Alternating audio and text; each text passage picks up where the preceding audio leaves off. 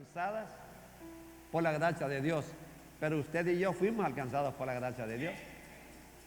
¿Cuántos se alegran por eso?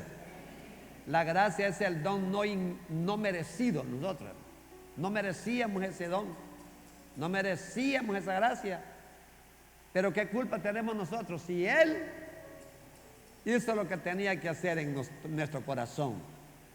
Ahora nos constituyó en hijos de Dios. Gloria a Dios.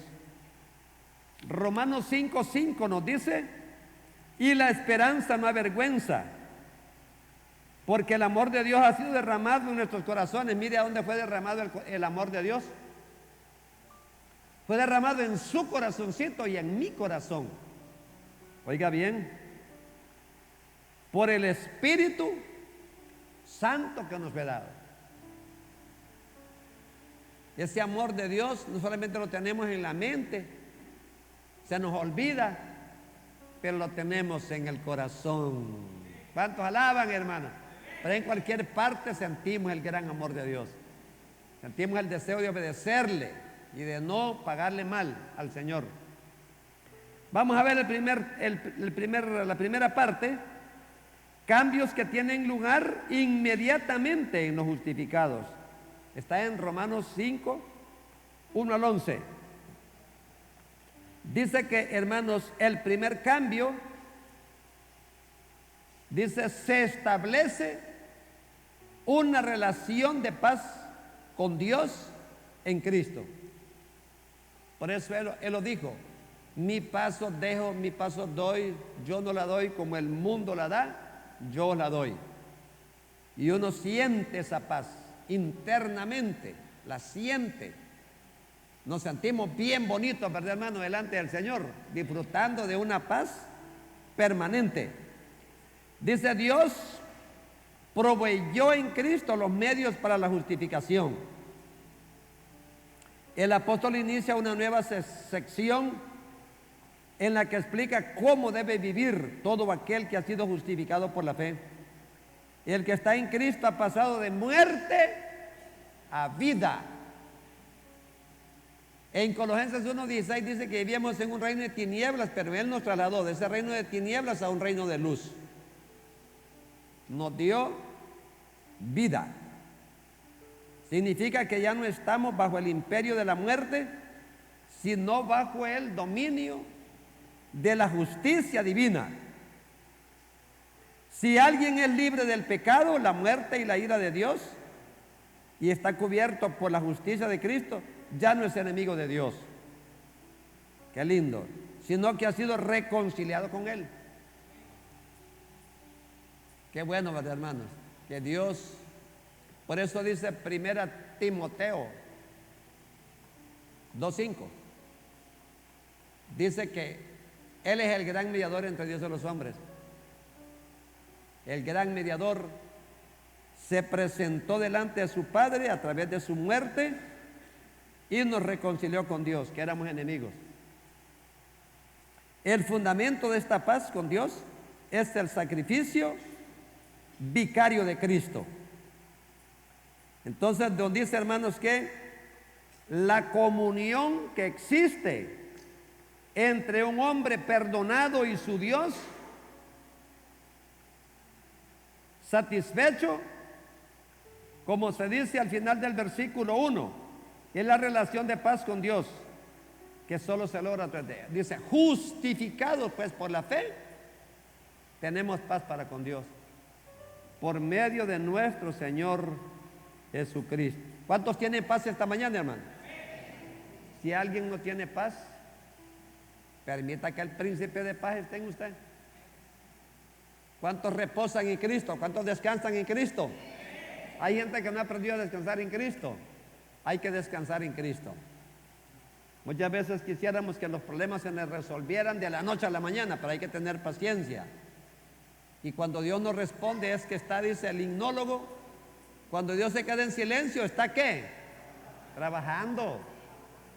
Él está intercediendo a su Padre, y como son millones y millones de demandas las que recibe, Él le va dando la respuesta a toda la gente en todo el mundo.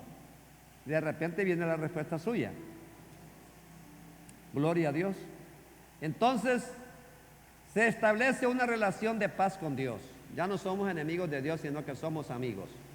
El gran amigo Jesucristo está con nosotros. Otro cambio, se consigue franca entrada en la gracia salvadora. La gracia de Dios como la paz que Él provee son elementos inseparables. El que tiene paz también ha recibido la gracia de Dios. La gracia y la paz se manifiestan, ¿verdad?, juntas. Ninguna se separa de la otra. Esta combinación, dice, esta combinación está siempre presente en la teología del apóstol Pablo. En su lado a la iglesia de Roma dice: gracia y paz de Dios nuestro Padre y del Señor Jesucristo. Romanos 1:7. La gracia y la paz están unidas. Son como las dos diagonales, ¿va? Dos líneas que no se unen nunca, pero no se separan. Pueden recorrer todo el mundo y esas van juntas. Así la gracia y la paz de Dios siempre están juntas. La justificación es un estado judicial por medio del cual se consigue la entrada a la gracia salvadora. Es un estado judicial. Es decir, que los que más usan estos términos son los abogados, unos que estudian derecho. Pero nosotros no hemos estudiado derecho, pero reconocemos que esa gracia, la gracia de Dios nos ha salvado, porque Él nos justificó. Cuando estábamos en el banquillo de los acusados, listos para ser condenados, Él nos justificó y Él dijo: declárelo inocente, porque yo di mi vida en la cruz del Calvario por Él. Dele palmas a Él. Queda libre. Queda libre. Estar en gracia con Dios es lo opuesto a estar bajo su ira. Hay mucha gente que está bajo la ira de Dios. Mucha gente, los que se rebelan contra Dios, blasfeman en el nombre del Señor, esos están bajo la ira de Dios. Pero esta gracia, junto con la gloria de Dios, está con nosotros. En el antiguo orden Dios había declarado que todos están destituidos de la gloria de Dios, Romanos 3:23. Ahora declara que el creyente justificado puede regocijarse en la gloria de Dios. 5:2. Puede leerlo. 5:2. Dice: por quien tenemos entrada por la fe a esta gracia, en la cual estamos firmes. ¿Y cuántos se glorían, hermano? Y nos gloriamos en la esperanza de la gloria de Dios. Es lindo. Es maravilloso, hermano, gloriarnos en la presencia del Señor. En el lenguaje paulino, en el lenguaje del apóstol Pablo, es evidente que la nueva vida en Cristo es al mismo tiempo presente y futura. Estamos viviendo, hermanos, una vida presente, pero también tenemos la plena seguridad que también nuestra vida presente es trascendente, porque vamos a tener vida eterna con el Señor. Cuando ya nos vayamos de acá, ya sabemos para dónde vamos, ¿verdad, hermano? Vamos a ir a parar directamente a la patria celestial. Gloria a Dios. Lindo. La esperanza del cristiano está centrada en la plena manifestación de la gloria de Dios, que ha de venir. Qué lindo. La esperanza suya debe estar centrada, hermanos, en la gloria de Dios. Porque aquí todo es efímero, transitorio, pasajero, momentáneo. Todo lo que se ve y se palpa, esto es momentáneo. Pero ahí arriba nos espera la vida eterna a nosotros. Amén, hermanos. Por eso dice 1 Corintios 9:24: corred de tal manera que la obtengáis, que obtengáis la corona incorruptible de gloria que nos espera a cada uno de nosotros. Pero también, hermano, otro beneficio, no solamente tenemos paz, la gracia nos alcanzó, sino que también se da una abundante cosecha de frutos espirituales. Abundante cosecha de frutos espirituales. Por ejemplo, el 3. Y no solo esto, sino también nos gloriamos en las tribulaciones. ¿Cuántos se gozan en las tribulaciones? Poquito, ¿va? ¿Cuántos se gozan en los problemas? Sabiendo que la tribulación produce paciencia. Y la paciencia, prueba. Es como una receta médica. Y la prueba, esperanza. Y la esperanza no avergüenza. Mire, porque el amor de Dios ha sido derramado en nuestros corazones por el Espíritu Santo que nos fue dado. Si es que, hermanos, la vida del justificado se caracteriza por una experiencia de restauración, de comunión y la paz para con Dios. Dios nos ha restaurado y Dios nos ha dado una completa comunión con Dios. Antes Dios no nos oía, ignorantes, clamando a Dios, y la Biblia es bien clara, dice: Dios no oye a hombre pecador. Pero ¿qué dice? Pero si se arrepiente, a este oye. ¿Cuántos alaban a Dios, hermano? Inmediatamente que nos arrepentimos, Dios comenzó a oírnos. Y cualquier oración, hermanos, que mandemos al Señor, Él la escucha. Es maravilloso. Esta experiencia, dice, se expande cuando el cristiano puede regocijarse en la esperanza de la gloria de Dios. Se expresa a medida que se van produciendo en el creyente los frutos espirituales.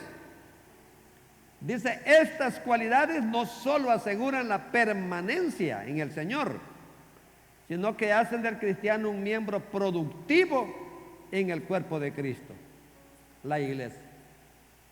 Progresivamente o sistemáticamente, paulatinamente, Dios, hermano, nos va dando a nosotros el privilegio de ir manifestando frutos de arrepentimiento. Y Él mismo está trabajando en nosotros, en nuestro corazón, y nos va dando paciencia. ¿Va? Que éramos impacientes. ¿Ah? Dios nos va dando benignidad, Dios nos va dando bondad. Ahí tenemos en Gálatas capítulo 5, 16, los frutos o el fruto del Espíritu. Tenemos que darle gracias al Señor, hermano, porque eso solamente se da en nosotros como cristianos. Un inconverso no tiene benignidad, no tiene bondad, es un demonio. Pero cuando ya nacemos de nuevo, comenzamos a dar frutos dignos de arrepentimiento. Y el Señor va manifestando su gloria en nosotros. La gracia y la esperanza en las cuales encuentra su firmeza para enfrentar la vida cotidiana. Y Él le permiten alcanzar crecimiento y madurez. Te va creciendo, te va madurando. Te va creciendo, te va madurando. Crecer es una cosa, madurar es otra. Hay gente que crece un poquito, pero casi que nunca maduran. Son como niños. No se les puede exhortar porque se enojan, pues no tienen madurez. Aunque tenga 20, 30, 40 años, nunca salieron de esa situación. Sin embargo, se debe aclarar que esto se logra a través de las pruebas y dificultades que se enfrentan a lo largo del camino de la fe. Por eso vale la pena, hermano, que le demos gracias a Dios cuando Dios nos permite una prueba. Dios nos está probando para ver qué tan fuertes somos para resistir esa prueba, ¿va? Porque hay gente que cuando viene a la prueba tira la toalla, cuelga los tenis y se va al mundo. Pero nosotros no colgamos la toalla ni los tenis. Seguimos adelante. Como dice en Hebreos 5:39. Léalo. El que está firme en la gracia reconoce que las aflicciones del tiempo presente no son comparables con la gloria venidera que en nosotros ha de manifestarse. Romanos 8:23 dice que a través de muchas tribulaciones es necesario que pasemos, pero esas leves tribulaciones no se pueden comparar con la gloria que nos espera. Amén, hermano. Sigamos adelante, tomemos ánimo, tenemos fuerzas, no se desanime. Vamos adelante, con coraje. El amor de Dios, el cual ha sido derramado sin medida en nuestros corazones, no es algo sino alguien. El amor de Dios no es algo sino que es alguien. Se llama Espíritu Santo, que está con nosotros. ¿Cuántos tienen el Espíritu Santo en su corazón? Ahí está. Somos templo y morada del Espíritu Santo. Entonces, otro cambio permanente es que nos da una abundante cosecha de frutos espirituales, pero también se disfruta un estado de reconciliación con Dios. 6 al 11. Dice, hemos sido perdonados, hemos sido justificados y hemos sido reconciliados con Él. 3 fases bien importantes. Fuimos perdonados, fuimos justificados porque Dios nos declaró inocentes y también ya no somos enemigos, sino que somos amigos de Dios. Él nos reconcilió. Dice que estábamos bajo la ira de Dios, pero ahora hemos entrado en la gracia de Dios, en la cual estamos firmes, dice 5:2. Es muy raro, dice Pablo, que quien dé su vida por un buen hombre y por una buena causa. 5:7. Sin embargo, el sacrificio redentor de Cristo es un caso insólito, por quienes sacrificó su vida nuestro Salvador. ¿Qué había en nosotros que pudiera haber merecido el amor de Dios y el sacrificio de Jesús? ¿Qué cree, hermano, usted? ¿Qué cree usted que había en nosotros que nos pudiera haber merecido el amor de Dios y el sacrificio de Jesús? Ningún mérito, ningún mérito, nada, absolutamente nada, nada. Pero el apóstol Pablo enfáticamente nos confronta con una lista de calificativos negativos. 5:6 dice que éramos débiles, que también éramos impíos, éramos pecadores y éramos enemigos. 5:6 porque Cristo, cuando éramos débiles, a su tiempo murió por los impíos. 5:8 éramos pecadores. ¿Está conmigo, hermano? Y 5:10 dice que también éramos enemigos, porque siendo enemigos fuimos reconciliados. Qué tremendo, ¿verdad, hermano? Ponerse a analizar cuánta gente sin Cristo, enemigos de Dios. Como aquellos que blasfemaron, ¿verdad?, el nombre del Señor. Otro día la naturaleza los castigó. Todavía está incendiando. No pudieron apagar ni una de las 3 casotas, pero enormes casotas de 25, 26, 30 millones de dólares. No quedó nada. Porque con Dios no se juega. Porque Él es amor, pero también es fuego consumidor. Dele palmas al Rey de Reyes, Señor de Señores.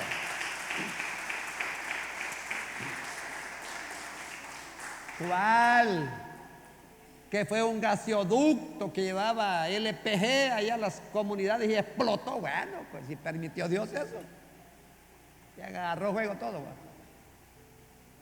Dios es lindo, hay que amarlo con todo el corazón. Otra bendición que se produce en el creyente en el estado de justificación es la promesa de no ser sometidos al juicio que ha de venir. Viene un juicio. Toda la humanidad que no se fue, toda la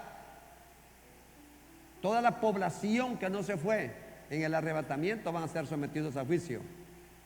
Eso va a ser terrible.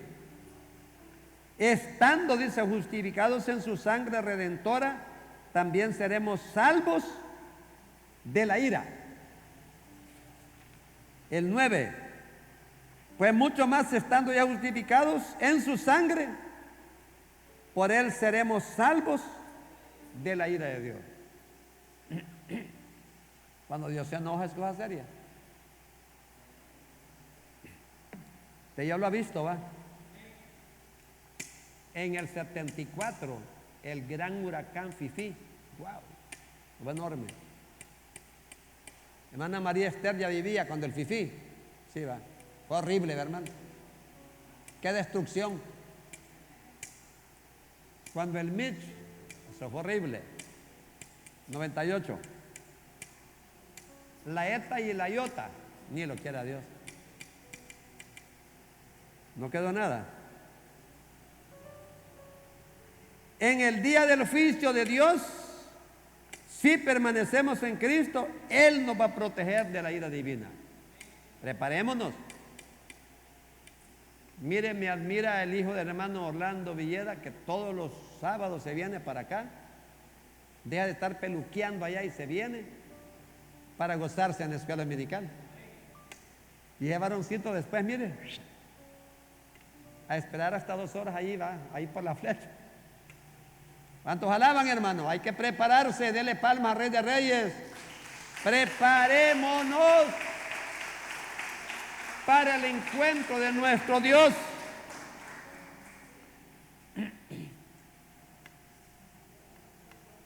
Ya no vamos a ser sometidos a juicio, porque no vamos a estar en ese momento del gran juicio, del trono blanco, no vamos a estar nosotros aquí. Eso va a ser para todos aquellos impíos que se quedaron en la gran tribulación. Con mucha razón, dice este gran creyente que nos gloriamos en Dios por el Señor nuestro Jesucristo, por quien hemos recibido ahora la reconciliación. En lugar de la angustiosa amenaza del juicio venidero, nosotros estamos confiados en la esperanza de plena comunión con Dios. Vamos a escuchar el trompetazo final. ¿Cuántos lo van a oír? Vamos a escuchar la voz del arcángel, la voz de mando, y nos vamos de este planeta. Inmediatamente inicia la gran tribulación y comienza Dios a darle leña a todo el que se quedó, a castigarlo duramente. Ya no existe en la gran tribulación la misericordia de Dios. Ya terminó. Comienza la gran tribulación. Con lo primero que los va a castigar es que nadie va a poder beber y comer a menos que tenga la marca. Y nadie va a poder vender, pero ni un churro a menos que tenga la marca de la bestia. Tremendo. Eso va a ser duro. Ezequiel 4, 16, 17 lo comprueba. Ahí está. Es cosa seria, hermano, lo que le espera este mundo. Después los 7 sellos de la ira de Dios, las 7 trompetas de la ira de Dios y las 7 copas de la ira de Dios. Juicios que vienen en secuencia de una forma extraordinaria en el aspecto negativo para castigar a todo aquel que se quedó en la gran tribulación. Pero habrá un pueblo que nos vamos a estar gozando en la presencia de Dios. ¿Cuántos se van a ir a gozar arriba? No, hombre, gran fiesta el Señor nos tiene arriba a nosotros. La gran fiesta de las bodas del Cordero. Va lindo. Va a ser lindo. Además de eso, nos va a pasar por un tribunal donde va a haber un un comité de honor allí para recibir un galardón, una remuneración por lo que hicimos mientras estábamos aquí. Eso no es un juicio, pero para bendición. Así que, hermanos, vale la pena que nos consagremos cada día, que le digamos no a este mundo falaz, lleno de engaño, lleno de maldad, de pecado, que nos preparemos día con día para irnos con el Señor en el arrebatamiento de la iglesia. La segunda parte de este estudio precioso, cambios inmediatos y permanentes de la justificación, provisiones que duran permanentemente en los justificados. Tiene que ver con los versículos 12 al 21. Dice, uno de las provisiones de los justificados que vamos a gozar es que hay protección divina contra la herencia del pecado. 12 al 14. Va a tener la Biblia abierta ahí. Cristo es la cabeza de la iglesia, los beneficiarios del nuevo pacto. Adán solamente era el tipo, la figura del que había de venir.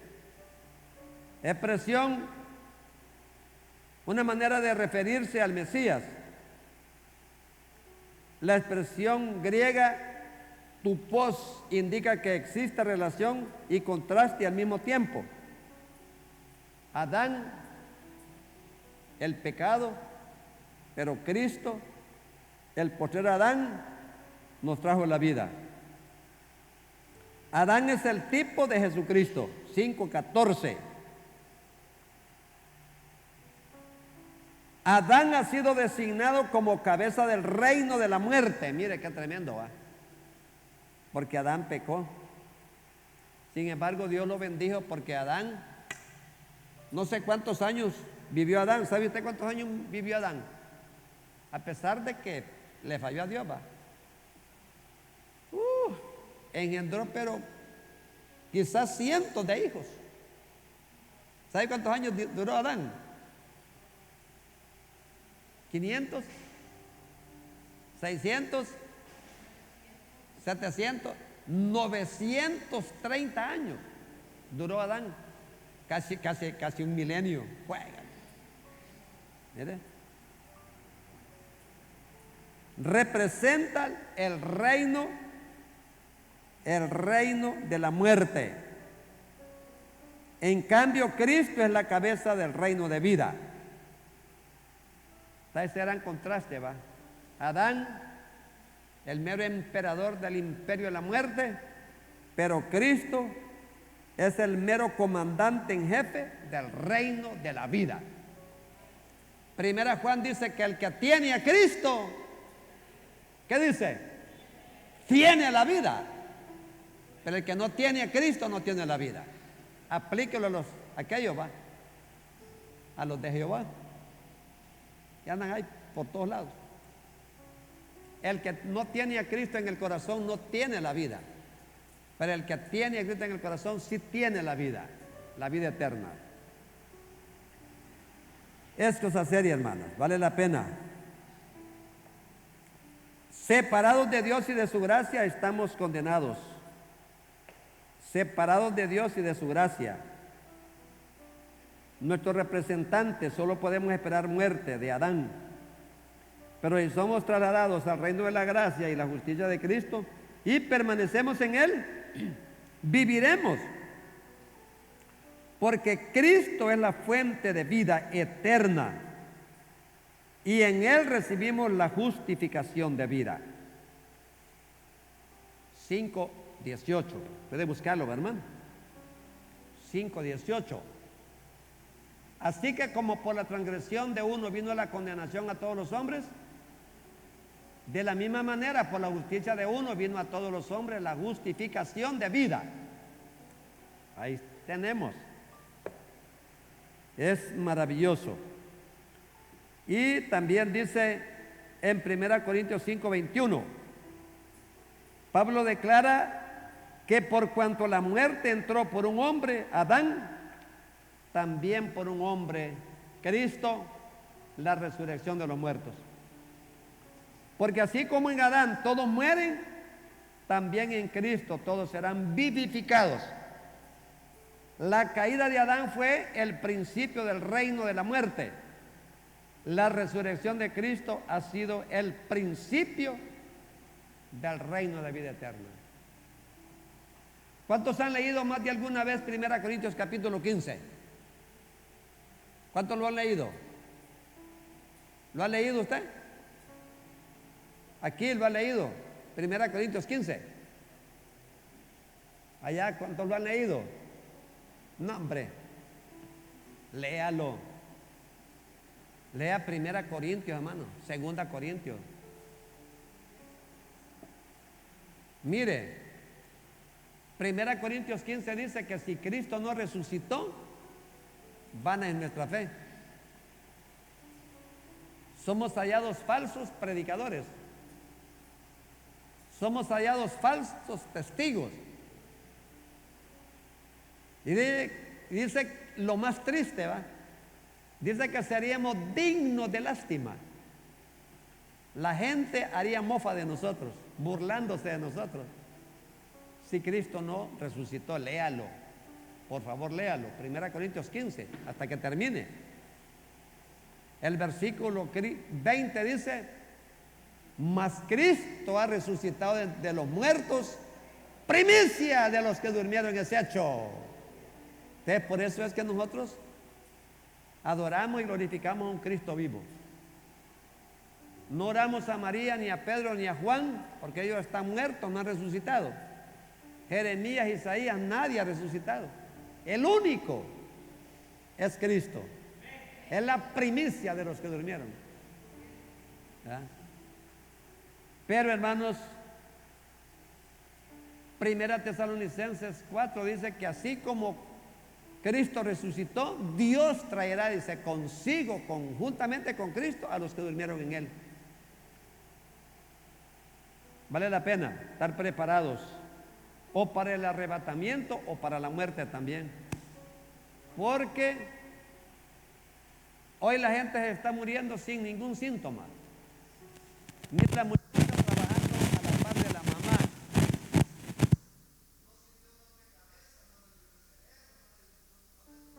¿No le dolió nada? Pero cuando acordó, cayó fulminada.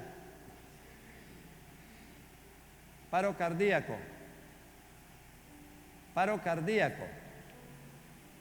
Si me falla, vamos a tener que cambiarlo, porque la batería ya tienen 2 años. Hay que estar preparado, ¿verdad, hermanos? Entonces yo me pongo a pensar, digo, ¿serán las vacunas, Dios mío, santo? Y ayer me estaba diciendo un buen amigo mío, póngase la 4, me dijo. No, hombre, le digo, si casi me muero con la número 3. Póngase la 4, me dijo, para que me vaya más ligero, ¿va? Entonces, amados hermanos, seguimos adelante. Bueno, dice, hermano, por un lado está la acción humana, la desobediencia de un hombre, Adán, que ha traído terribles consecuencias para toda la humanidad. Pero por el otro lado está la acción divina, llevada a cabo a través de nuestro amado Señor Jesucristo.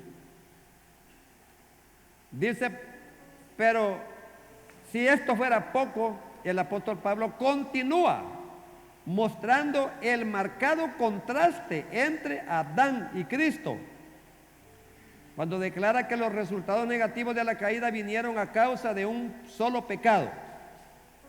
Pero en el caso del don de salvación, el amor de Dios se manifestó a causa de muchas transgresiones para justificación. Entonces, Satanás vino a destruir la humanidad, pero Cristo vino a levantarnos a nosotros. Abundante gracia y el don de la justicia.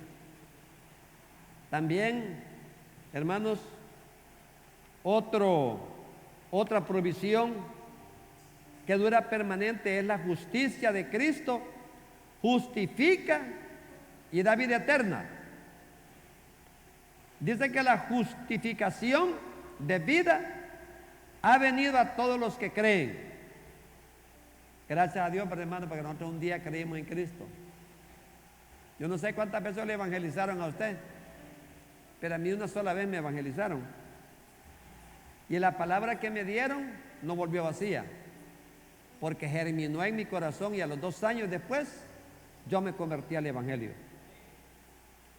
Cada 2 de enero yo le doy gracias al Señor. Tengo 47 sobre 48 años ahorita de haber aceptado a Cristo como mi Salvador.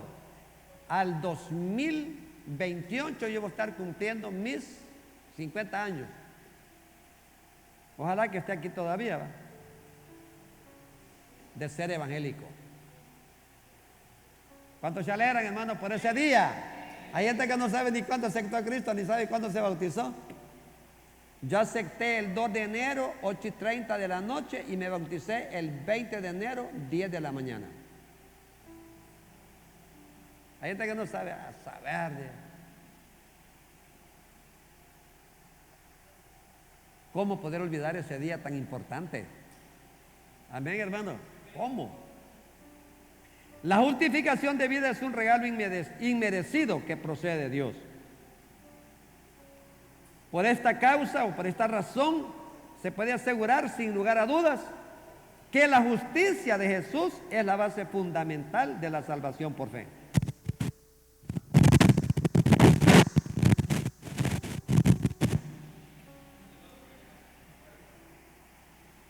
Y puede usar hay que ponerle, va el.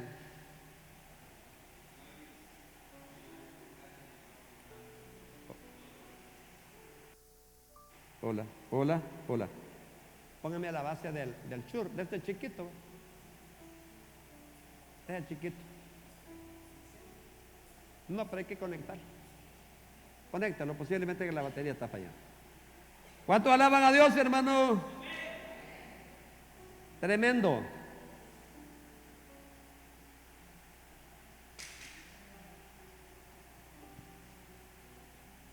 Pero también, hermano, otro beneficio permanente. Hola, hola. Hola. Conéctalo bien.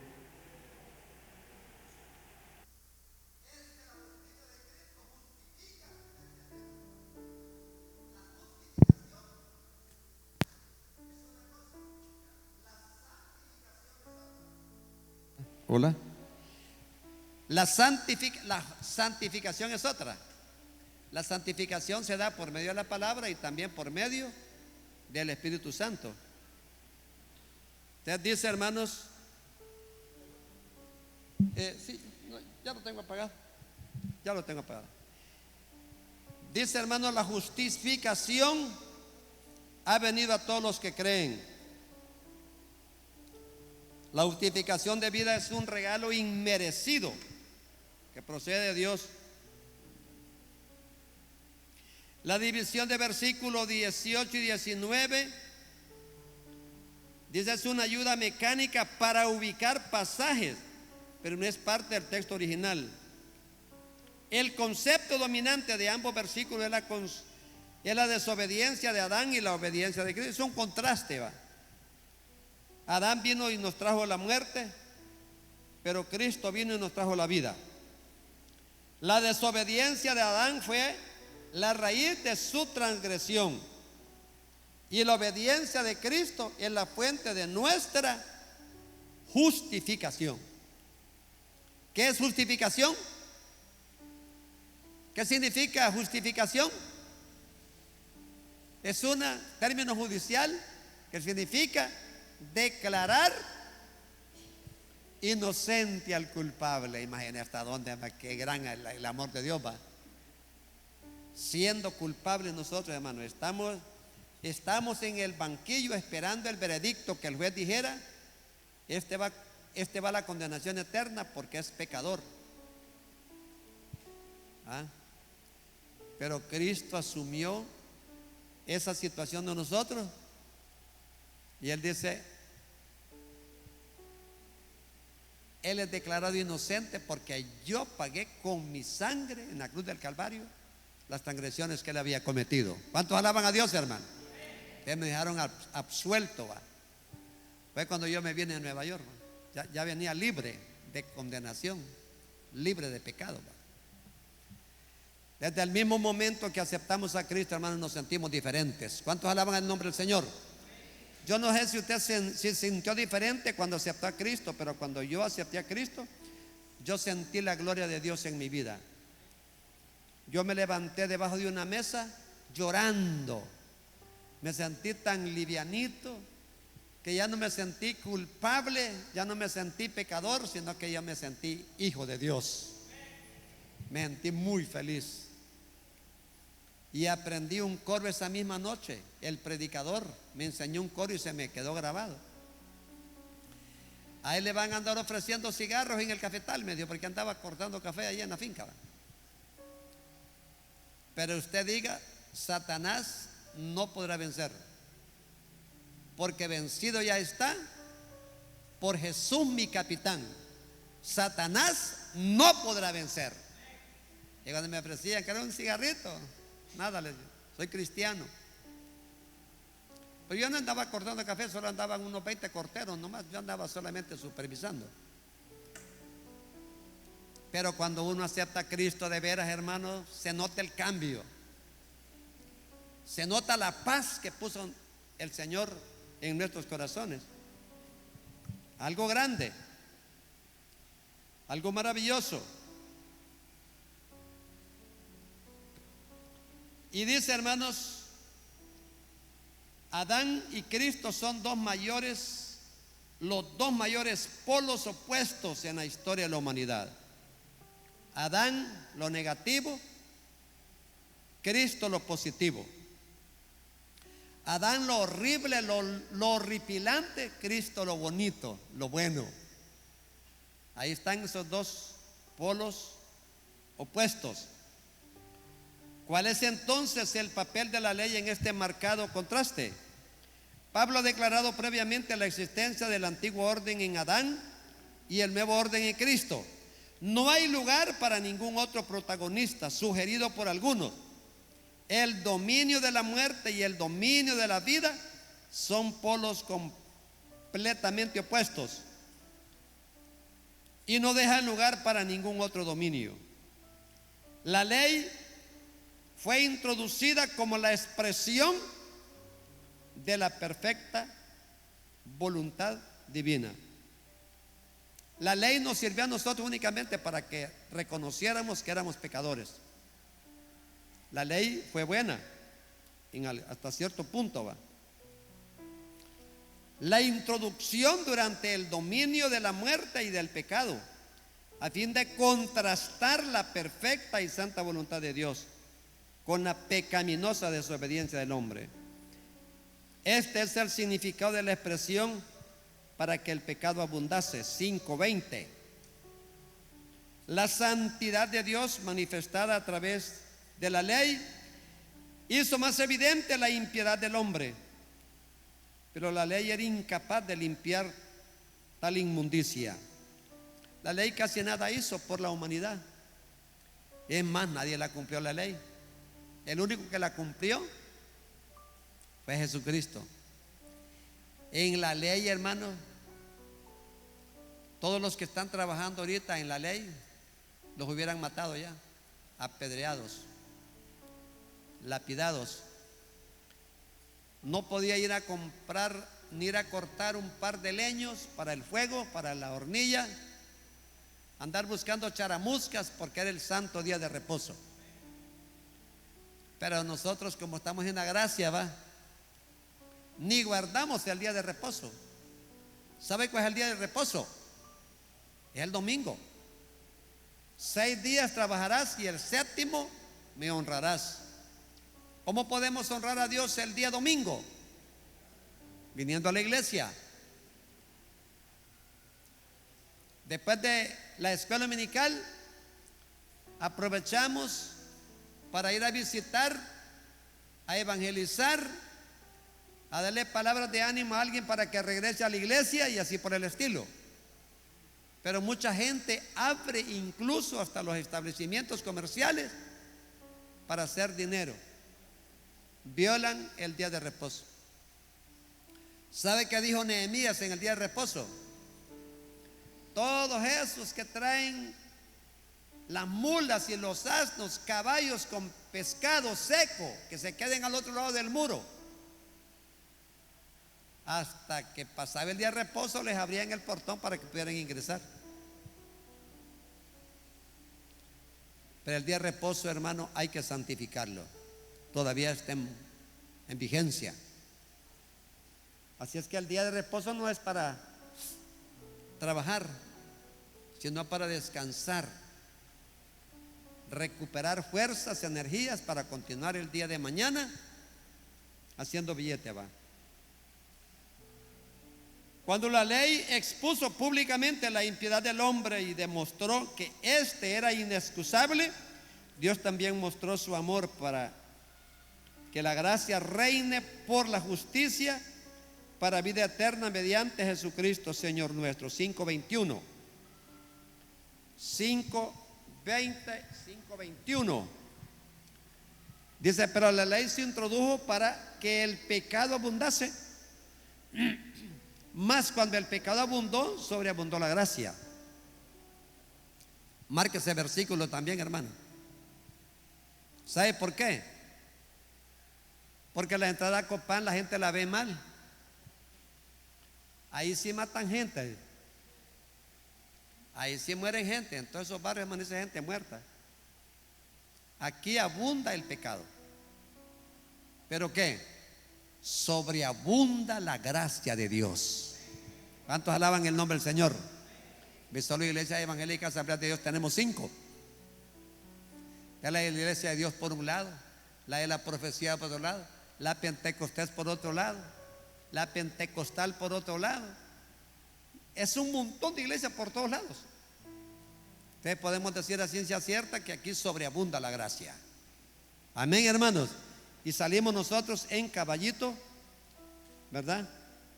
Diciéndole a la gente que aquí abunda el pecado, pero sobreabunda la gracia. Porque hay grandes ciudades que solamente hay 1 o 2 iglesias. Pero aquí es cantidad de iglesias. ¿Sabe cuántas iglesias hay aquí? ¿Ah? Más de 30 iglesias evangélicas hay aquí. Aquí en Entrada Copán. El 21 dice, para que así como el pecado reinó para muerte, así también la gracia reine por la justicia para vida eterna mediante Jesucristo, Señor nuestro. Entonces tenemos aquí, hermanos, ya un breve resumen.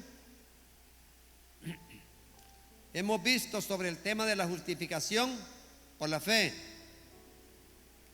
Hemos visto los beneficios, los frutos, la justicia que procede de Dios por medio de Jesucristo ha hecho posible nuestra reconciliación con Dios. La paz que disfrutamos no es efímera, no es transitoria, es una paz interna que permanece en nuestros corazones. Y tenemos una esperanza sólida. ¿Cuántos abrigan esa esperanza todavía? De que un día nos vamos a ir de aquí. O sea, por el trance de la muerte, o sea, porque Cristo venga a llevarnos. Se hace alusión a la ira de Dios, la cual será plenamente manifestada en contra de los que aún permanecen en su pecado. Sin embargo, a nosotros que permanecemos en Cristo nos espera la vida eterna, justificados en su sangre. 5:9, y estando reconciliados seremos salvos por su vida. De manera pues que, hermanos, es un maravilloso tema. Tenemos que darle gracias al Señor porque Dios puso esa pizca de fe en nuestro corazón para que nos rindiéramos delante de Él y le recibiéramos como nuestro Salvador. Hay gente que no se le puede hablar de Cristo, allá van a dar. Son víboras, quisieran matarlo a uno, ¿eh? Pero las buenas nuevas se están proclamando por todos lados. Por la radio. ¿Sabe cuántas iglesias evangélicas tenemos en Honduras? ¿Cuántos saben? ¿Ah? AM casi no hay, pero FM. Hay más de 200 radioemisoras evangélicas en todo Honduras. Más de 200, oiga bien. ¿Cuántos alaban, hermano, por eso? Predicando el evangelio por todos lados, todas partes, canales de televisión. Póngase de pie. Usted tiene que ser un hombre y una mujer agradecida con Dios. Si no se ha preparado, prepárese. Si no ha dado el paso del bautismo, bautícese. Sométase a la doctrina para que tenga un fundamento y sepa lo que viene a hacer al bautizarse. Vale la pena que estemos preparados. ¿Cuánto le quieren dar gracias al Señor? Te damos gracias, Dios Todopoderoso, milagroso, sublime y eterno, por el estudio, Señor, que tuvo que ver con la justificación, la declaración eterna, Señor, que tú hiciste en la cruz del Calvario, declarando inocente a todo aquel que cree en Cristo Jesús. Por eso en esta mañana, Señor, estamos agradecidos. Nos gloriamos en tu presencia. Gracias, Señor.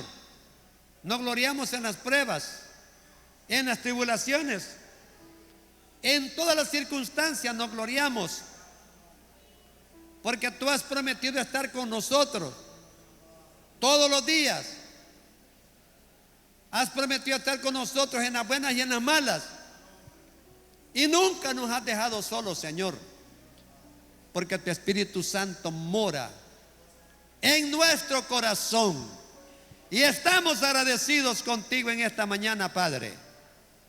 Muchas gracias por todo lo bueno que tú eres. Comienza a darle una ofrenda de palmas, Rey de Reyes.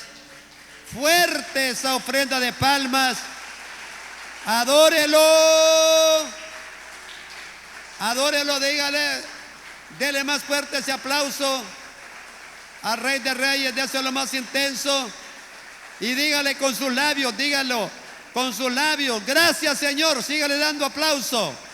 Gracias, Señor. Dígaselo gritando: gracias, Señor. Gracias por tu gran amor y tu gran misericordia. Eres lindo, eres bueno, eres fiel. Dios les bendiga. Dios les bendiga a todos los que estuvieron.